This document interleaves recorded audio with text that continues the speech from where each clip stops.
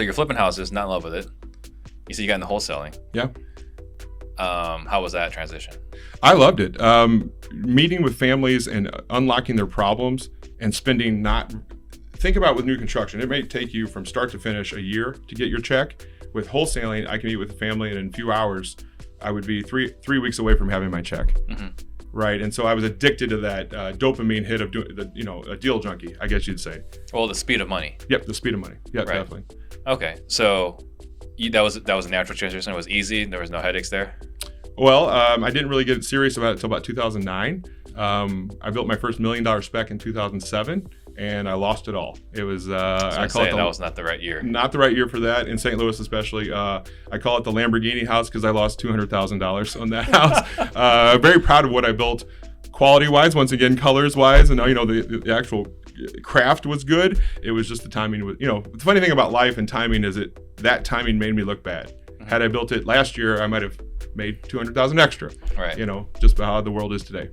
Have you kept an eye on that house? I do. I drive by it all the time. How is it? Beautiful. It's a beautiful home. I'm proud of it to this day. The crown jewel in that neighborhood? It's a turnover neighborhood. I would say it's in the middle of the new construction. It's one of those that's about 60% new construction. Gotcha. Okay, so wholesaling, enjoyed that, speed of money. What did you do after that? I think everybody in 2008 thought the deals come from foreclosures. To this day, when people hear that I'm a flipper, they think, oh, you work in foreclosures. And I think you and I both know that a very small percentage of our business is from foreclosures. Right. And so in 2008, when the whole world was dying, the REO, which means bank-owned properties, business, I thought, I'm going to get into that because I want to know about, just like with anyone, I want to know about deals before anyone else. Mm-hmm. I'm a big believer in trying to work smarter, not harder. So I went to work for this REO company, thought I had it all figured out. I would know about houses 6 months early.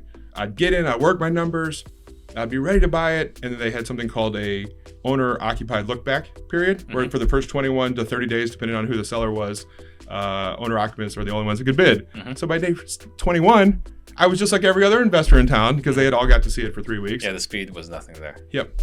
The speed was, well, I knew about it early, and it helped me none. And so in St. Louis, we had a local RIA. Someone put out an ad saying, I need someone that has these skills: negotiation, think on their feet, in essence, describing what an acquisition person does. Mm-hmm. And I sat up in my bed and I looked at my wife and I said, he just described to me. And so I went in for the interview. I went on my first ride along with him, and I'll never forget it because I knew the moment I got the job. And it was, we're walking through the house and he says, what do you think this house will sell for? And I said, $239. I said maybe $280 if it was interior in the neighborhood. This was right on the main drag. So we go through the whole house. This was actually a referral from a realtor, and he asked the realtor, what do you think this house will sell for? She goes, $240, but if it was on the interior, it would sell for $280. Mm-hmm. And I knew in that moment I got the job because what he knew is I just didn't take the comps and say, oh, these are all $280 houses. Not every house in the neighborhood is the same. If you're on the main drag at the front of a neighborhood, it's not as worth as much as the guy that has the better lot in the back. Mm-hmm. And so to be able to see things for what they are. Yeah. And he said, I'll ride with you for the first 6 months. I think he rode with me for the first 3 weeks. And then after that, it was a 10-year career. And so I think why we're sitting here today was that company had a mandate for every deal that we bring in via marketing, let's bring one in via networking. Mm-hmm. And that's we're starting to see that trend in our business right now. We are. And I feel like with my company, Mom's House, we're on the forefront of building relationships with people that are not in real estate. And I'll talk to you a little bit more about why that's important or why that's sustainable.